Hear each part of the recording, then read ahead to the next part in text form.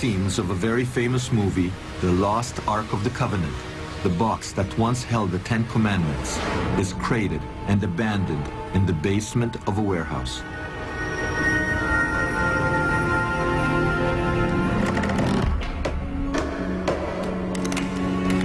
What if Hollywood's depiction accurately reflects reality?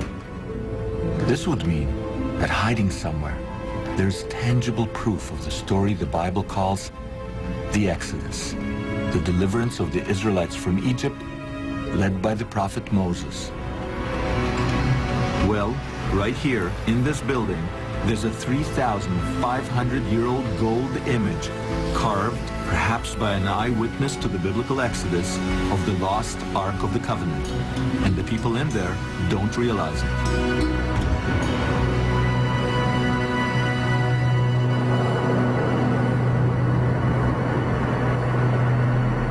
Exodus. For thousands of years, the biblical epic has captured the human imagination. But did it really happen? When it comes to the Exodus, we have no evidence that it happened and a good deal of evidence that it didn't. They made it up.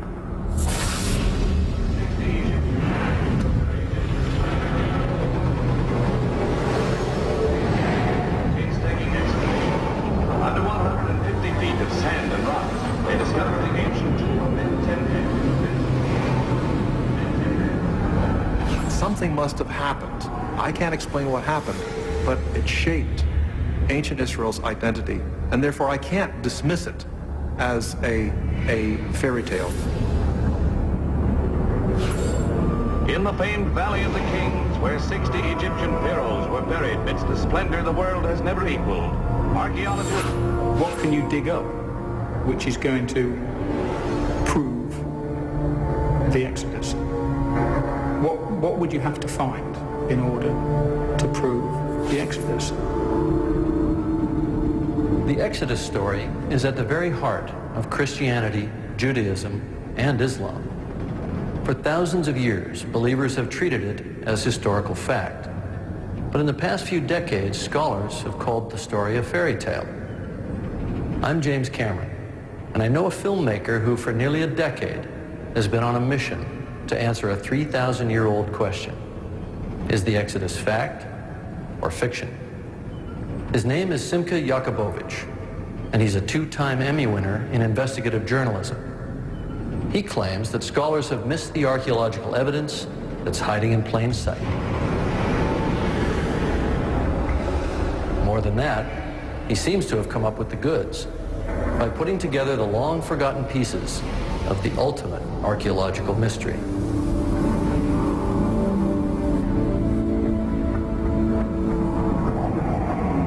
How did we do it? By tracking down experts from a variety of disciplines who rarely, if ever, talk to each other. None of them fully subscribes to our take on the story, but many possess critical pieces of the puzzle. And what emerges will challenge even the most skeptical. But before we show you the evidence, let's start the story at the beginning.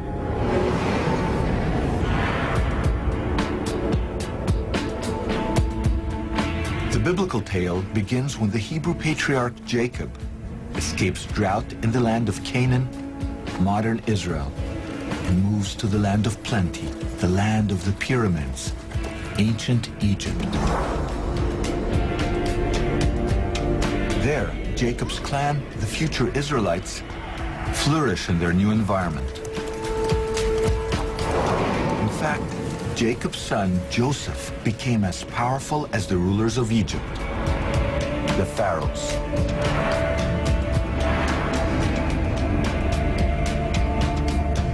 And yet, after Joseph dies, his people are enslaved by the ruling Egyptians.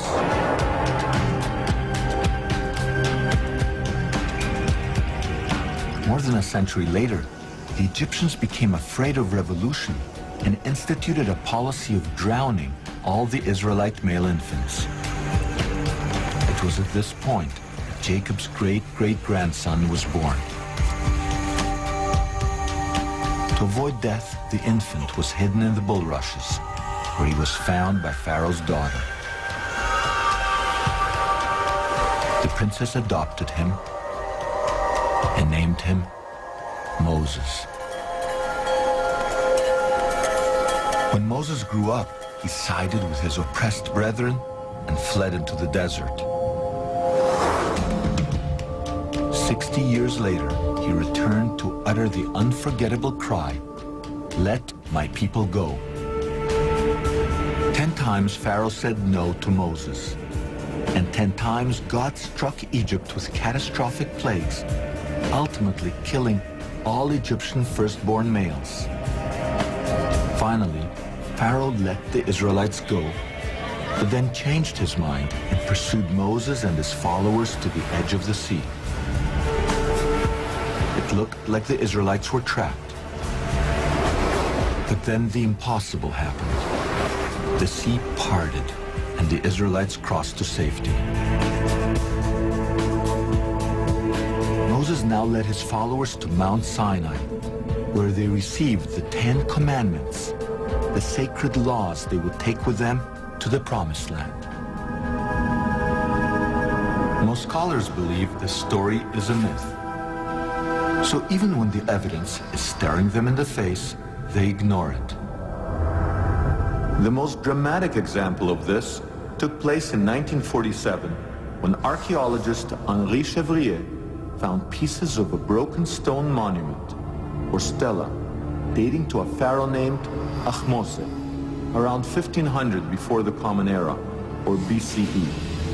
Incredibly, the Ahmose stela is covered in hieroglyphic inscriptions that mirror the biblical tale. Today, it lies abandoned in the basement of the Cairo Museum, and all our attempts to get access to it were unsuccessful. So using Chevrier's published description, we reconstructed the stela and got one of the world's leading Egyptologists to comment on it. We have this very interesting stela, which is dated to the reign of Ahmose. It records a tremendous catastrophe that happened to Egypt. We're not quite clear what it was, but it involved rain and thunder and lightning and such a storm that rarely happens in Northeast Africa. I mean, that's a dry area. It sounds peculiar to me that the biblical tradition preserves the memory of plagues, which involve climatic cataclysms. And here we have, from the very time, this curious stela. This curious stela may in fact hold the key to the Exodus enigma. Let's take a closer look. The Bible says that at the time of the Exodus, there was a great storm. Ahmose's stela also talks of a great storm. The Bible says darkness descended on Egypt. The stela says that Egypt was enveloped in darkness. The stela then says something very peculiar. Though the Egyptians worshipped many gods, on this stela it is written that the storm and the darkness happened when God, in the singular, manifested his power.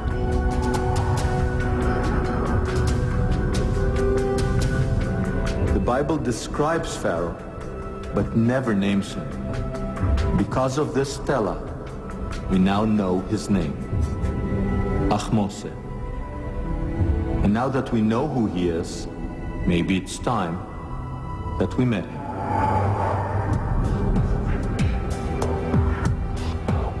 This is the Cairo Museum, home to some of the most famous mummies ever unearthed.